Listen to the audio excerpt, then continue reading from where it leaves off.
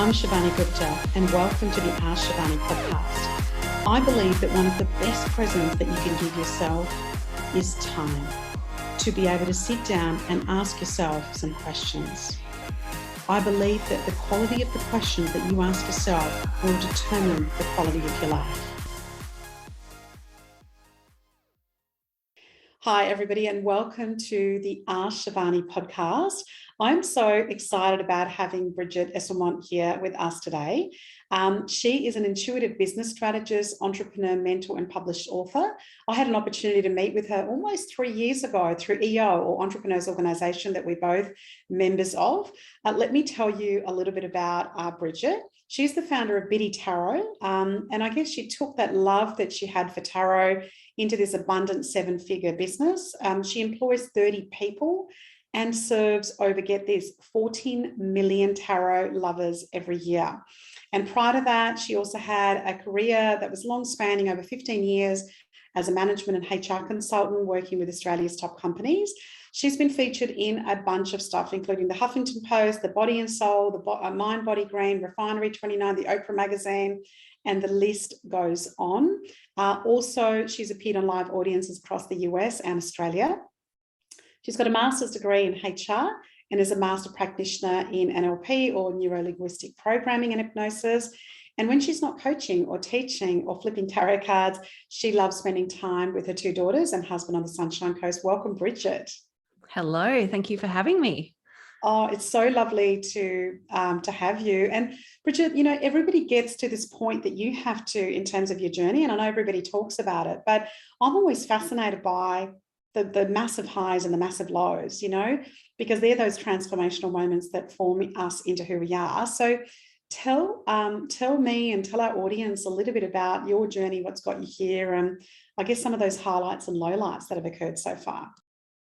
Yeah, so I think it's always good to cover those highs and lows, isn't it? Because oftentimes what you see on the front is just like the high and look at me, wow, everything's amazing. But really, we know that the journey is full of, you know, little bumps and wobbles and so on. So I think for me, my first like real big high was 2012. And that was the year that I finally left my corporate job and I decided to be a tarot reader online.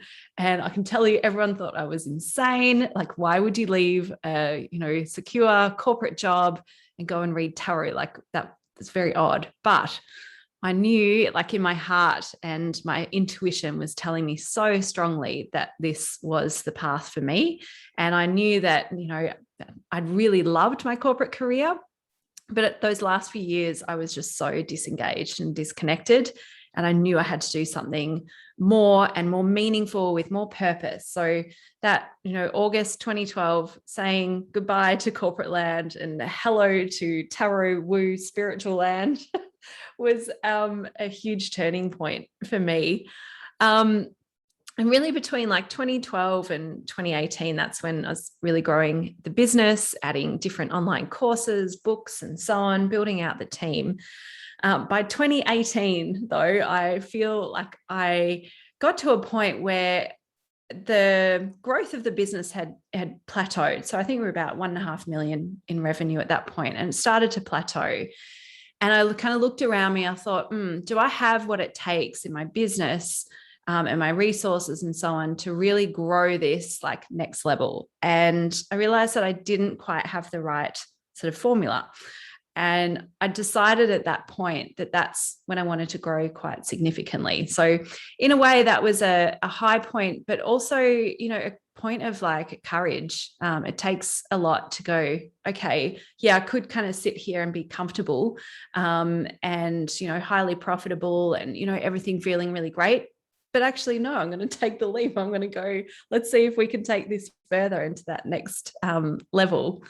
So what followed that quite quickly, 2019, the year of burnout. So, you know, you make those decisions of like, yeah, let's go big. This is going to be amazing. Okay, I'm going to hire all these amazing people. I'm going to grow my team. I'm going to expand our product suite.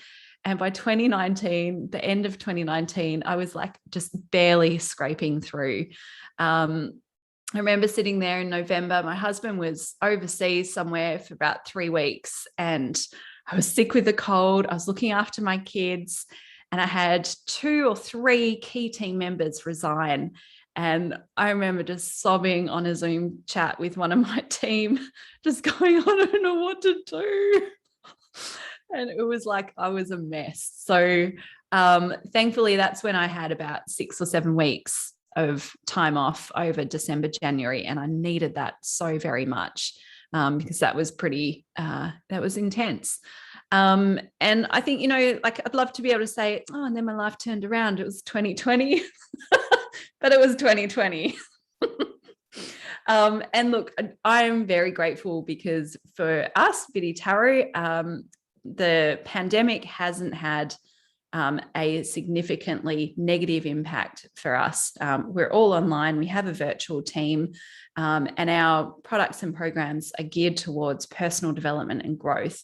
So it was actually something that could support the community, and we could support ourselves during that time. So thankfully, 2020 doesn't actually come up on my little list of the lows. But now here we are in 2021, and having made that decision to really grow, there's that discomfort of growth that we are experiencing.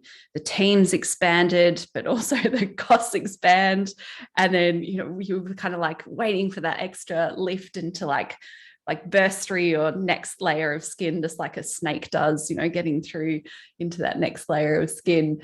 And I've got to say, like, this year has been hard. It's been exciting and challenging, but it's also been hard in a good way and uncomfortable. And I'm super grateful for it because it means I'm learning so much more about myself. I'm becoming a better leader. I'm learning so much more about how to run a business. So many things are coming together, but it's not one of those Instagram like pretty moments of like, oh, look at me.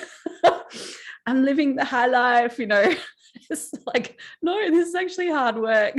I've got to stay really grounded and really focused. So yeah, that's kind of the highlights and lowlights. That's a great update. And also, I think I loved your analogy of the snake shedding its skin, because that's what it feels like, doesn't it? When you're going through these major transformational moments, but shedding that skin is painful. Like there's always some pain involved in shedding it. And then there's, waiting for the new skin to form.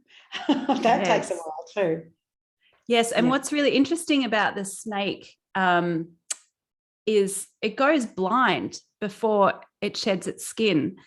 And sometimes we have to go through those like periods of darkness or not knowing or uncertainty. That you're outgrowing your current model or whatever you're in.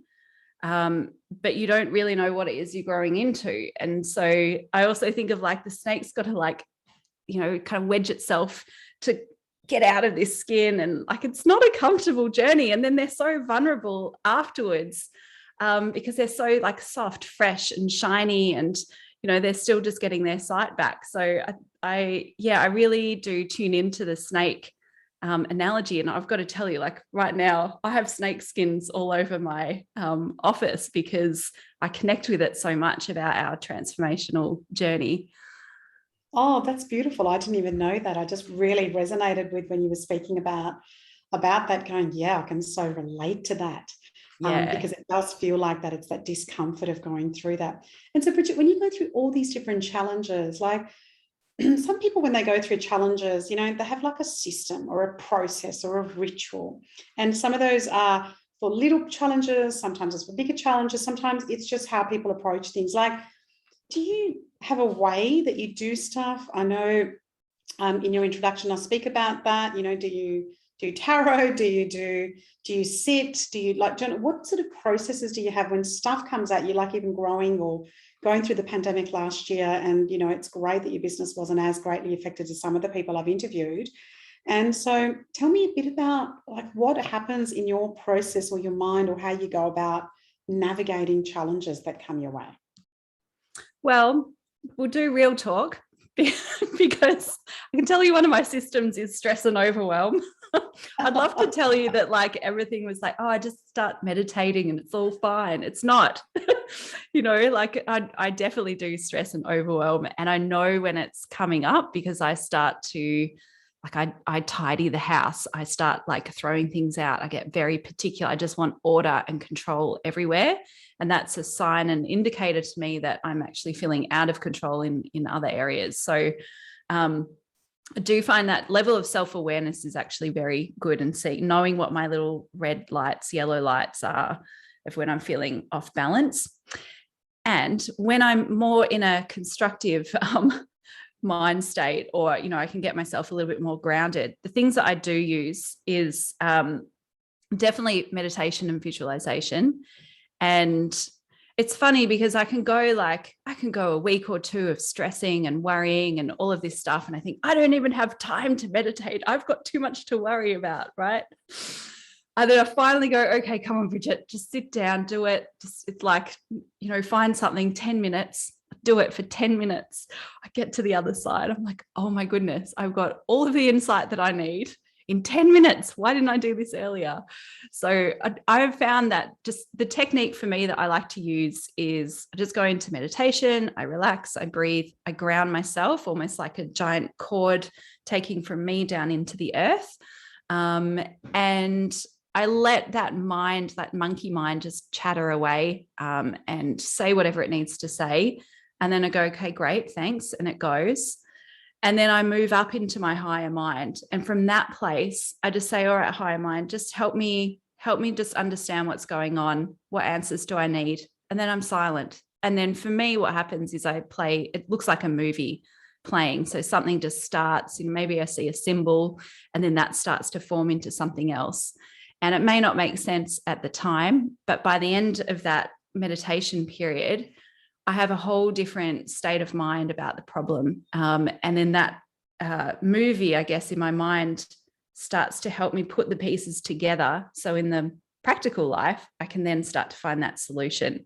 So I find that helps a lot. And of course, I can't go without saying like the tarot cards, because I do use those a lot. And for me, it's just a one card pull. It's the act of just having 5 minutes to tune in and go, all right, how am I feeling? What's really going on here? Like what's happening in my subconscious mind, not just all the stuff that goes on in the conscious. And then, even might be journaling about what I've seen in that card and just letting those thoughts process. And so I know that when I do those two things, tarot and meditation, I'm in a much better space. And it helps me move through that sort of stress and overwhelm in a lot more effective way. Yeah, I love that bit about the meditation. I can so relate to that. Or, I'll start to meditate and the kids come in and I'll be like, I'm meditating, give me 10 minutes. And then I go, kind of defeats the purpose, the way that you're speaking to your own children right now. And that's great. And just that notion of tuning in, right? Because we've got those answers and tuning into your own wisdom. That's great. What about, like, you've achieved so much. When I look at, there are businesses that go for two decades, Brigit, and they don't achieve what you've achieved since you sort of left the corporate world and started up your own business. When you look at the future, I know you've spoken about growth a little bit, but when you look at the future, what are the other aspirations that you have? And again, they may be business, they may be personal. What are some of the things that you go, I still really want to get to that? And again, they might be medium term or long term. Talk me through some of the things that you still want to get to or learn or do in the future. Yeah. So in the context of Biddy Tarot, my vision is to bring tarot into the mainstream, just like yoga and meditation have done over the last 20, 30 years. I really see a place for tarot for helping us connect more with our inner wisdom, and also to empower ourselves to know that like the answers already sit within. We don't have to keep looking outside of ourselves constantly, hoping that someone's going to tell us what to do or, who to be. Like all of that is stored within ourselves. And for me, tarot is one tool of many that can really help you bring back that, reclaim your power and bring back that sense of awareness that you actually have the answers. And, when you finally realize that, or when you have an experience of that, like that is just so, energizing, because you're like, oh, great. All of this energy that I've been putting out, I actually don't need to do that anymore if I just bring it in. It's just like, stress for 3 weeks or meditate for 10 minutes, you choose. So that's kind of big, broad concept, bringing tarot into the mainstream. That's my vision. And I really want to be able to create a platform, which I call the Biddyverse, which is that space where we are teaching tarot students, we are certifying them, we're giving them a platform so that they can share their readings, start reading for others, get paid for what they do, but also start to shift the way that people see tarot. Because I bet, many of the listeners, if you've had a tarot reading before, you probably go, oh yeah, they predicted my future. It was right, it was wrong, whatever it might be. That's not how we do tarot. And I really see tarot as that coaching, intuitive coaching tool, empowerment tool. So I would love to see our, students out there having an impact, getting an income for themselves, but also having that ripple effect on the community by sharing this whole new vision of what tarot really is. So that's kind of my bigger vision. And then personally, I get really lit up by intuitive entrepreneurship. So how can we use our inner wisdom and our intuition to grow our businesses in a very ecological and sustainable way? I think it's a massive superpower when we can bring together intuition and strategy to create our businesses. Because I know a business with just intuition is a bit wishy-washy, and just with strategy might get a bit like hard-edged and, disconnected. But when you bring those two together, what it feels like is just being completely in the flow and things just happening or being attracted or coming to you in such an easy and natural way. So that's how I've been running Biddy Tarot. And I imagine, I do some coaching now, but I imagine there's something a lot more that will flow out of that space as well. That's beautiful. I also love the fact that it's that combination of the thing. I'm just going to go off track here for a sec. So a lot of people I've come across in the last year particularly have been speaking a lot about gut and using your gut to make decisions. And, the gut's your second brain, and some of the research that's coming out of that. Do you call that intuition? So do you call that gut feel, that, that, because a lot of people are calling that gut feel or that intuition, do you call that, or do you think it's beyond that? I'm just curious because I've been having so many interesting conversations with people about it. Yeah, it's a great question, because I've often seen, like, when the word intuition is used in business and entrepreneurship, it's often a bit more of the safe/scientific version. And the way I see that is, we're constantly bringing in thousands and thousands of bits of information every second, right? Thousands, even more, like with our phones and whatever. And our conscious mind just simply can't process it all. So a lot of it gets stored back into the subconscious mind. Now, when you say that someone's using their intuition in work, sometimes it may mean that they've had so many years experience that they now no longer have to process things from the conscious, but they can access the subconscious. And so all of those data and information are going in, and one can easily just tap onto that without having to think or process it. So that's kind of one level of intuition. And I think that's a great level of intuition. It's easy for people to understand and kind of buy into. Then there's the woo version of intuition. And give it to me. And for me, like, I strongly believe, like, let's see how we go here. But, we're in kind of this whole like multi-dimensional matrix of information and knowledge and divine wisdom. It's stored within ourselves. It's stored around us. And when we can really tap into intuition on a very deep level, we can tap into not only our inner wisdom, but this kind of collective or universal wisdom.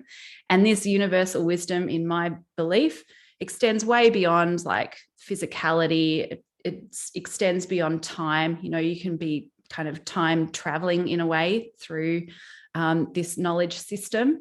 And so for me, like, intuition is tapping into that much bigger space, which gives you so much more information and that deep knowingness, even to kind of bring it down into tangible terms, that idea of like, oh, well, what's my soul's mission? Like, that's kind of in this big vortex of information. But if we can just tap into that and go, okay, what is it that I'm here to do in this lifetime? How can I make an impact? How can I be of service? We are already tapping into that collective wisdom, and we're contributing to it as well. So I hope I've probably gone a little bit too far out, but you asked the question, so here we are. Absolutely. I remember probably the first time I was exposed to that concept was, it was about 17, 18 years ago when this documentary film came out called What the Bleep Do We Know? And I remember when that first came out and that introduction to quantum physics for me, I know it's been around for a lot longer than that, and just sitting there and I went, that was interesting. So I kind of went back to watch the movie like 3 times, I think, because the concepts were so big around that. So that's really interesting that there's different levels of it. And it depends on the fact that people are now starting to at least access that first level, and maybe that there's that bigger stuff to access as well. And Brigit, because you give so much of you away, like you've got a big team to manage, 30 people, you're helping millions of people around the world. What are some of the things that you do to manage your wellness, your rituals? Some people have rituals daily. I know we've talked a little bit about meditation. Some people do stuff weekly or monthly or yearly. Like, what are some of the things that you go, there's some of the things I need to, keep myself well so I can continue to serve others? Well, again, I wish I could tell you I have this hour-long morning ritual that I do every day. I do not.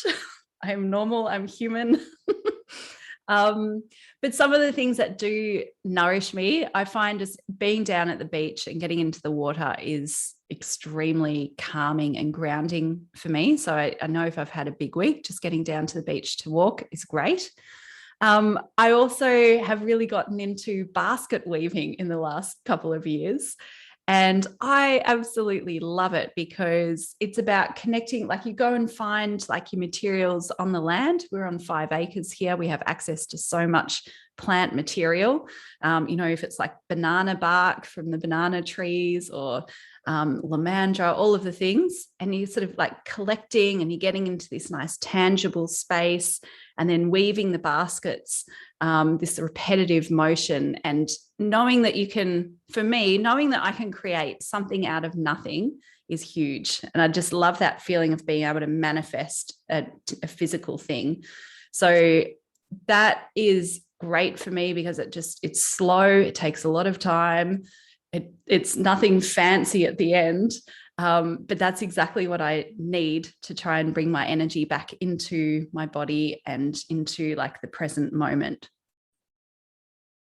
Yeah, that's gorgeous, isn't it, in terms of that ritual? So do you take some time out, like once a week? Like, how often do you do that to ground in? Or is it something that you're going, look, I just want to make more and more of that part of my practice? Because, I love the way that you said that it brings you back into your body. Yeah, I found, to be honest, if I have a set schedule or an expectation, I'll do something each week, it actually starts to stress me out and I get the guilt. Oh, I haven't done it this week. Oh, right. So I'm finding I need to be a bit more like, what do I really feel called to do right now? And so, for example, like in my work week, I have Mondays are like a strategy day, but then Thursdays are flexi days. And those flexi days are really about like, what do I want to do today? If I feel called to work, great, I'll work. If I feel called to tidy the house, make a basket, go for a walk, whatever it is, it's having that level of freedom and flexibility that matters most for me. Yeah, gorgeous. And Brigit, if people want to follow you, look at your work, maybe, there's somebody that's an aspiring tarot reader, maybe they go, oh, wow, I really like what she's got to say. What's the best way to find you and people could follow you? Yeah, thank you. So come on over to biddytarot.com. And even if just something tiny in you has sparked some interest or curiosity, just go to biddytarot.com. Don't worry, you haven't turned into a tarot reader straight away, but go have a look, because I think, the wonderful thing with tarot is it sparks something new. We think it's something, but it's actually something else. And I think you'll really find that when you come over to our site. You can also find us on Instagram at Biddy Tarot. If you are a little bit more interested in the intuitive entrepreneurship side of things, you can head over to Brigit.me And I spell my name like digit, so BRIGIT.me. And you can find out a little bit more there as well. That sounds fantastic. Brigit, I could talk to you all day. I just so want to thank you for coming on. And I just think it's amazing. I remember the first time I met you, I was like, wow, this is so cool that you've taken what I thought, existed in very, very small forms into this amazing, extraordinary business, and such a good example of somebody that's taken a love for something and actually, as you said, put some strategy around it and created a really extraordinary business about it. Thank you for being on the podcast today. I really appreciate you. Oh, thank you, Shivani. I appreciate being here and everything that you're doing and putting out into the world. It's beautiful.